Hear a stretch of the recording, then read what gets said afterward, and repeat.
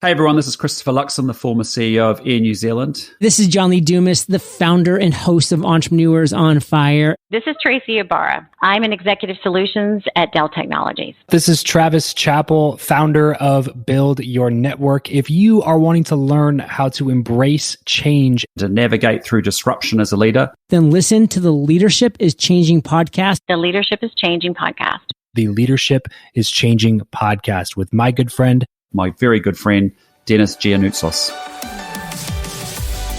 Welcome to Leadership is Changing. Each week, we and our guests provide information and insights through exploring leading change. This is taking your leadership to another level by finding the balance between executive excellence and personal well-being through stories that inspire real change. It's time to adapt in our fast-moving world when leadership is changing with your host, Dennis Giannoutsos. Hey listeners, welcome to this episode today. Great to have you with us. And of course, this is a mashup that we are bringing to you. The mashups are whereby we'll bring certain snippets from different episodes, bring them together, and that's what we call a mashup. And looking forward to today's mashup, where I've got two wonderful guests from episode 281. Swami Raote. He is the episode title is called Generate a Growth Mindset. And then, of course, from episode 282, Mark Herschberg, Leading Your Career. Both people, or both individuals, are sharing some really, really cool insights and wisdom on these two different interviews. So sit back and enjoy the mashup. Who's your favorite leader and why?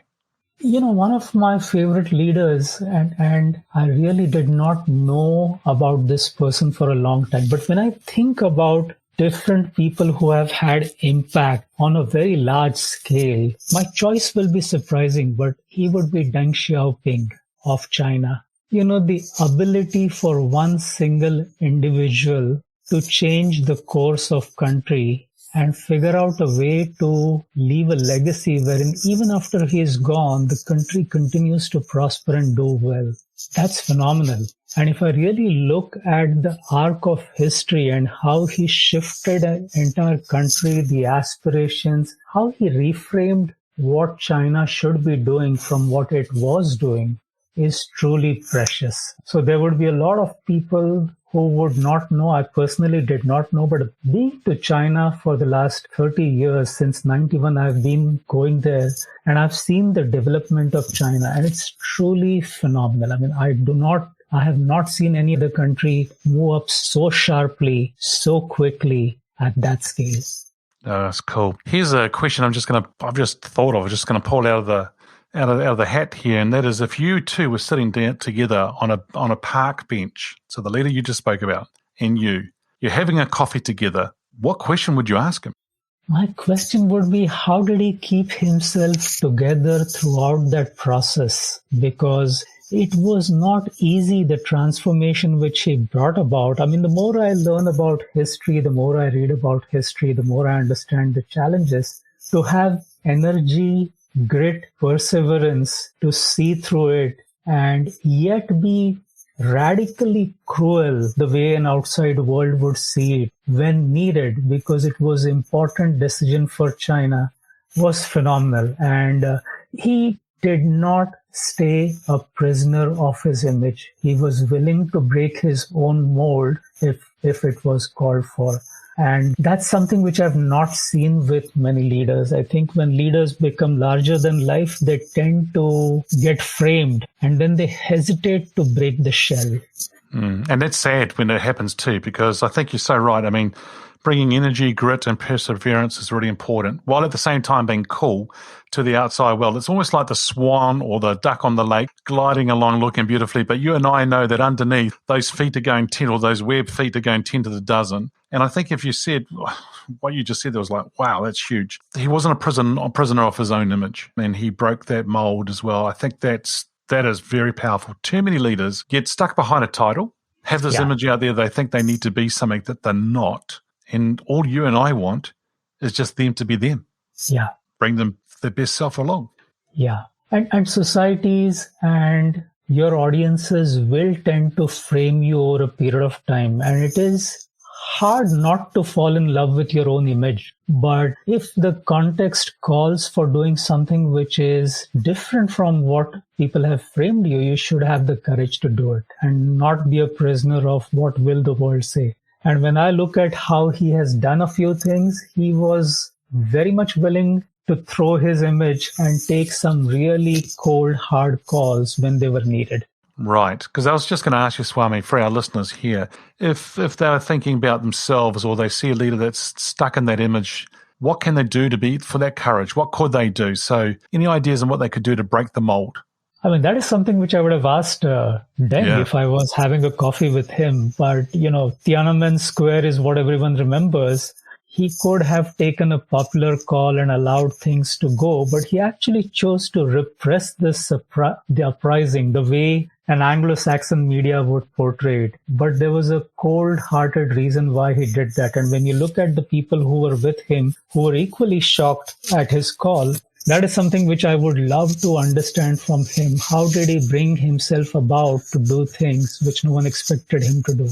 Yeah, that'll be amazing to hear or learn in relation to that. Now, the show here, Swami, is called Leadership is Changing. When I talk about that title, or I mention it, or I mention that saying, what does that mean to you?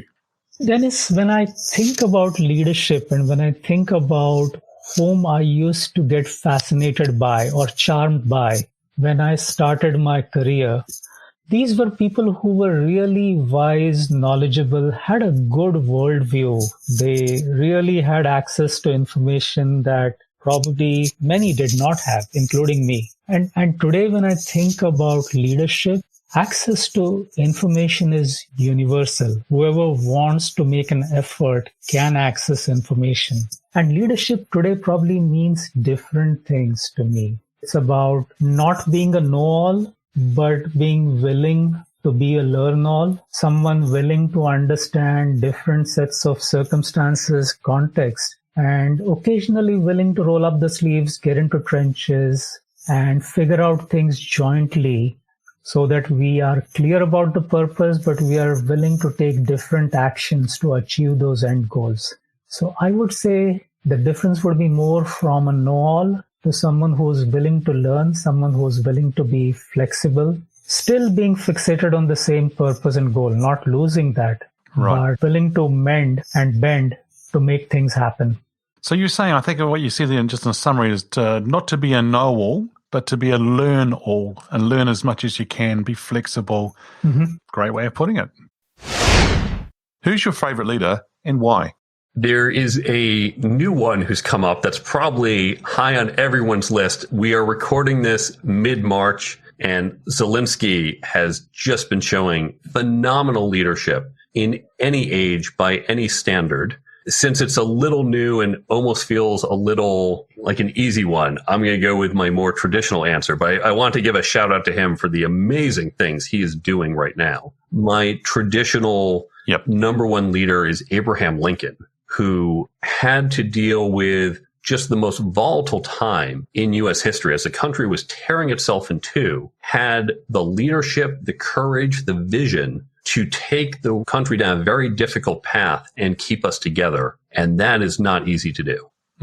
That is spot on, because taking the country down a difficult path, but still keeping everyone together, that's the key in it. That's really, and I think there's a lot of leaders out there even today in organizations and so forth, that if the leader makes a decision about where the business is going, the leader could be the board of directors or it could be the CEO, whatever it is. If they're going to go down that track, not everyone may buy into it, may find there's a little bit of division happening within the company. Keeping everyone together, that's the key. That's huge. And that's when you look at Zelenskyy, just to give another shout out, this is a man who, his country, he could have easily, putting his personal safety first, he could have left and said, no, keep fighting, it's bad. But putting himself there front and center, taking on the risk personally, he has unified his country in a way that really just takes him to a whole other level. And what a lot of people don't know, it's easy to say, okay, right now we see what he's doing. When he got the presidency a couple years ago, he knew what was coming. This is not Ukraine all of a sudden said, we had no idea. They had been planning. He had built up the military last few years. He knew what was coming. And so he also did the preparation work that put them in this position. Too many leaders are reactionary, and the best leaders see what's coming, set their people up to be prepared for certain likely scenarios. Fantastic. Yep, you're too right. And I do every Friday an Ask Dennis freestyle kind of episode. And a couple episodes back, I did one, Leaders Don't Abandon the Ship. And I talked about the Italian captain of that cruise ship that sort of sunk a few years ago. And I think 36 people died. And he abandoned the ship while there were still 300 passengers on board, right? And then I talk about Zelenskyy as well, not abandoning the ship, staying there and totally going, saying what you just said there and about it. And I think you're so right. I think he had the vision, thought about what was going to happen, strategized, put a plan in place, implemented it, executed it. And now, as you said, it takes guts. It takes courage and being bold to actually stand your ground and be there. And I think by you actually using him as an example, I think it's spot on. Then relate that to Abraham Lincoln, the example you just given there too. Same thing, stood his ground. And let's look at some counter examples that are going to come up. I'm making this prediction in March of 2022.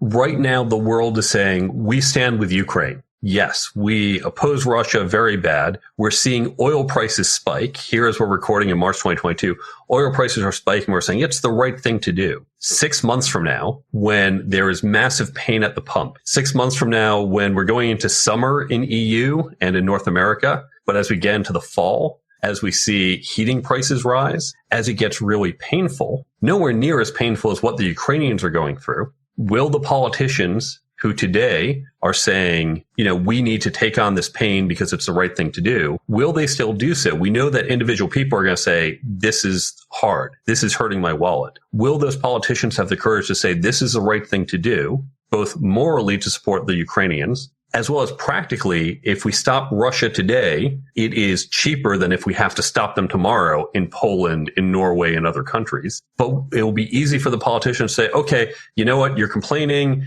I'm going to pander to you. We're going to do things that will lower the cost. And that's going to get me reelected, even though that's not the right long-term strategy. And I think we're going to see some leadership failures down the road. Yeah, I think you're right. And I like what you said about the election times, right? They're going to be reelected. And so they're going to do what they want to do to make sure they get reelected.